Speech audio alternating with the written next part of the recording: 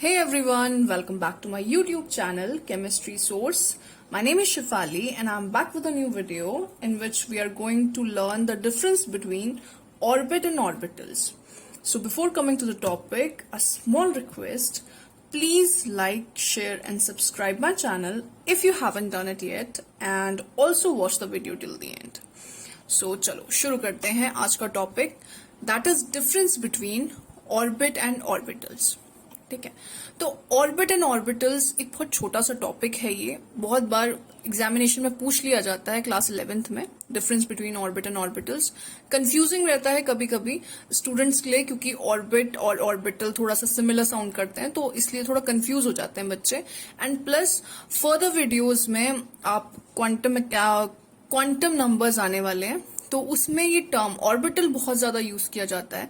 हम shapes of orbitals भी पढ़ते हैं, तो उसके लिए थोड़ा सा इंपॉर्टेंट है जानना कि ऑर्बिट एंड ऑर्बिटल्स में क्या डिफरेंस होता है।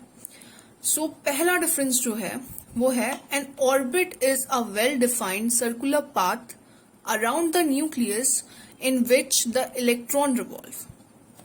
सो सी, अगर आपको याद हो बोर मॉडल ऑफ एटम, अगर आपने वो वीडियो नहीं देखी है, मैंने बोर मॉडल ऑफ एटम पे भी एक वीडियो बनाया है, प्लीज वॉच इट। अब मेरे यूट्यूब चैनल पे आपको मिल जाएगा, सो उसको देखिए, आपके कॉन्सेप्ट्स और क्लियर हो जाएंगे।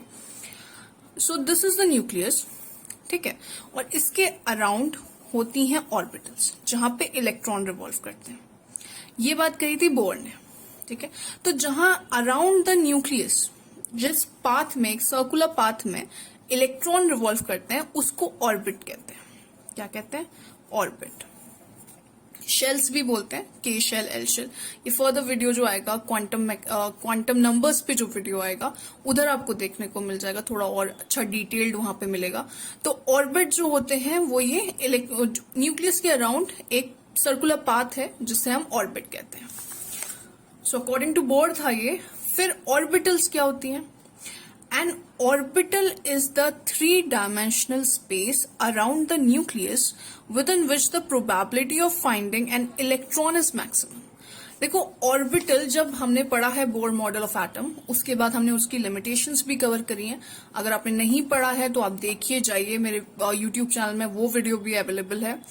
तो लिमिटेशंस जब आई बोर मॉडल ऑफ एटम पे, उसके बाद quantum mechanical model of atom आया, जिसमें उसकी भी वीडियो मैंने बनाई है। स्क्रोडिंगर वेव इक्वेशन हमने डिस्कस करी है उसमें। तो उन्होंने बताया था, स्क्रोडिंगर ने, कि जो आपके एटम होता है वो एक 3-डायमेंशनल स्पेस है। मतलब इलेक्ट्रॉन की प्रोबेबिलिटी यहां कहीं भी हो सकती है। ऐसा कुछ नहीं है कि एक सर्कुलर पाथ, न्यूक्लियस के अराउंड एक सर्कुलर पाथ है, वही मिलेगा। तो ये जो 3-डायमेंशनल स्पेस है, उसके अराउंड जो आपका स्पेस है, उसे इलेक्ट्रॉन क्लाउड कहते हैं। वहां पे आपको क्या मिलते हैं? इलेक्ट्रॉन्स मिलते हैं। उसकी पॉसिबिलिटी, और इसने जो ये इलेक्ट्रॉन पाने की पॉसिबिलिटी जहां सबसे ज्यादा होती है, उससे आप ऑर्बिटल्स कहते हो। क्या कहते हो? ऑर्बिटल्स कहते हो, ठीक है। तो मतलब ऑर्बिटल्स में आपको इलेक्ट्रॉन्स मिलते हैं। Next is, it represent the planar motion of an electron around the nucleus, ठीक है। ये बात हमने बोर के लिमिटेशंस में भी डिस्कस की थी, कि बोर ने ये बोला था कि जो इलेक्ट्रॉन्स होते हैं वो कुछ इस तरीके से रिवॉल्व करते हैं ऑर्बिट में। तो इस हिसाब से तो जो मॉडल है, एटॉमिक मॉडल है, वो क्या हो गया? वो आपका सर्कुलर है और फ्लैट है, ठीक है, फ्लैट हो गया। तो इस तरीके से एक सर्कुलर पाथ में वो रिवॉल्व करते हैं, किसमें? ऑर्बिट में। ये है आपका फर्स्ट पॉइंट। तो अकॉर्डिंग टू बोर है ये कहीं ना कहीं, it represents a three dimensional motion of electron around the nucleus, ठीक है। क्योंकि स्क्रोडिंगर वेव इक्वेशन पे है ये बेस्ड, ऑर्बिटल का कॉन्सेप्ट, तो इसलिए 3-डायमेंशनल मोशन आप बोलते हो कि इलेक्ट्रॉन जो होता है वो 3-डायमेंशनल मोशन में होता है। ऐसा नहीं है कि वो एक सर्कुलर पाथ में, ठीक है। ये ऑर्बिटल बोलते हैं, ऑर्बिटल का है। Next point is, the concept of an orbit is not in accordance with the wave character of electron and uncertainty principle. देखो, अनसर्टेनिटी प्रिंसिपल और डी ब्रॉगली की इक्वेशन, दोनों पे ही वीडियोस मैंने सेपरेट वीडियोस बनाई हैं, आप वो भी देख सकते हैं, अवेलेबल हैं वो मेरे चैनल पे। तो जो बोर मॉडल था वो ऑलरेडी अकॉर्डेंस में नहीं था इन द ये वेव कैरेक्टर ऑफ इलेक्ट्रॉन और अनसर्टेनिटी प्रिंसिपल पे। तो इसलिए तो जो ऑर्बिट है वो भी इसके अकॉर्डेंस में नहीं होती। लेकिन जो स्क्रोडिंगर वेव इक्वेशन है वो तो आई ही यहीं से है, क्योंकि क्वांटम मैकेनिक्स निकल के आई ना। तो क्वांटम मैकेनिक्स का जो कॉन्सेप्ट है वो यहीं से आया है, इसलिए ऑर्बिटल्स जो हैं वो इन अकॉर्डेंस होती हैं with wave character and electron, wave character of electrons and uncertainty principle के। फिर the next point is all orbitals are circular and disc like. जो जितनी भी ऑर्बिटल्स होती हैं वो डिस्क लाइक होती हैं, जैसे मूवी की डिस्क, जैसे ऐसे डिस्क होती है ना, ये आपने देखा होगा गाने की डिस्क जैसे आप डीवीडी में डालते हो, तो इस तरीके से होती हैं सारी की सारी ऑर्बिटल्स, ठीक है। वेयर एज जो ये ऑर्बिटल्स होती हैं, ये ऑर्बिट है, ऑर्बिट डिस्क लाइक होती हैं। ऑर्बिटल्स जो होती हैं वो डिफरेंट शेप होती हैं, मतलब उनका अलग अलग टाइप का शेप होता है। जैसे एस ऑर्बिटल जो है वो स्पैरिकल होती है, ठीक है ना, वो स्पैरिकल होती है इन शेप, एस ऑर्बिटल। ये हम आगे फर्दर क्वांटम अभी शेप्स भी पढ़ेंगे फर्दर वीडियोस में, आज नहीं नेक्स्ट वीडियोस में हम पढ़ेंगे, ठीक है। एक्स वाई जेड, तो ये शेप्स हैं, ये आपके x y z 3 dimensional space है जहां पे एस ऑर्बिटल है आपकी। ऐसी पी ऑर्बिटल जो होती हैं उनका डम्बल शेप होता है इस तरीके का, ठीक है, इस तरीके का शेप होता है। हम ये सारे शेप्स डिस्कस करेंगे, डोंट वरी, नेक्स्ट वीडियो में हम क्वांटम नंबर्स जब पढ़ेंगे तो वहां पे इनको डिस्कस किया जाएगा। फिर है next point, orbitals do not have any directional characteristics. Orbitals की कोई भी डायरेक्शनल कैरेक्टरिस्टिक्स नहीं होती। ऑल ऑर्बिटल्स, फिर इट्स नॉट ऑर्बिटल, यहाँ पे ये ऑर्बिट्स होगा, आई एम सॉरी ये थोड़ा सा गलत हो गया, आप ध्यान दीजिएगा, ये ऑर्बिट्स है।